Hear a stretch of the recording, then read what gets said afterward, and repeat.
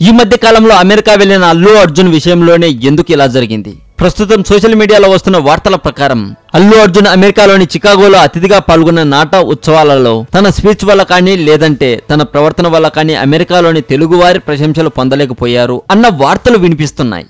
తెలుస్తున్న సమాచారం మేరకు ఈ నాటా ఉత్సవాలకు అతిథిగా వెళ్లిన అల్లు అర్జున్ కేవలం 20 నిమిషాలు మాత్రమే ఉండి అందరికీ షాక్ ఇచ్చాడు అన్న వార్తలు వస్తున్నాయి. అంతేకాదు ఆ ఉత్సవాలకు వచ్చిన అనేక మంది ప్రతినిధులతో అల్లు అర్జున్ అంటి ముట్టనట్లుగా ఒక విధమైన దర్పం ప్రదర్శిస్తూ బన్నీ కనపరిచిన వ్యవహార శైలికి చాలా మంది షాక్ అయినట్లు టాక్. ముఖ్యంగా నాటా సంస్థ గురించి, అమెరికాలోని తెలుగువారి కృషి గురించి కానీ ఏమీ మాట్లాడకుండా కేవలం డీజే మూవీ గురించి, దానిపై జరుగుతున్న నెగిటివ్ ప్రచారం గురించి బన్నీ మాట్లాడడంతో ఇది నాట్సు సంస్థ ఉత్సవమా లేదంటే దువ్వాడ జగన్నాథం ప్రమోషన్ ఫంక్షన్ అనుకోవాలా అంటూ నాట్సు సంస్థ ఉత్సవాలకు ప్రతినిధులుగా వచ్చిన చాలా మంది తమలో తామే కామెంట్ చేసుకున్నట్లు టాక్. ఈ సమాచారం విషయంలో మీ కామెంట్ ను పోస్ట్ చేయవచ్చు.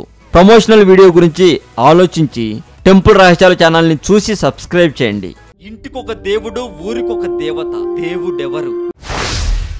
భయం, భక్తి, నమ్మకం కలిపితేనే దేవుడు. మనిషి దేవుడు, పంచభూతాలు కలిపితేనే దేవాలయం. దేవుళ్ళంతా గ్రహాంతర జీవులే అంటారు కొందరు. అసలు దేవుడికి రూపమే లేదంటారు మరికొందరు. ఇంతకీ ఆ దేవుడెవరు? పూర్వం దేవాలయాలను కట్టించింది మనిషేనా లేక గ్రహాంతర వాసులా? దేవుడి కోసమే కట్టించే దేవాలయంలో దేవుడు ఉంటాడా? నైవేద్యంగా పెట్టే పండ్లు పలహారాలు తింటాడా? మనసులో మాత్రమే మెదిలే ప్రతి ప్రశ్నకి సమాధానం ఒక్క టెంపుల్ రహస్యాలు ఛానల్లోనే చూడండి. మిస్ అవ్వకండి. మరింత టాలీవుడ్ సమాచారం కోసం సబ్స్క్రైబ్ చేయండి టాలీవుడ్ సెంటర్.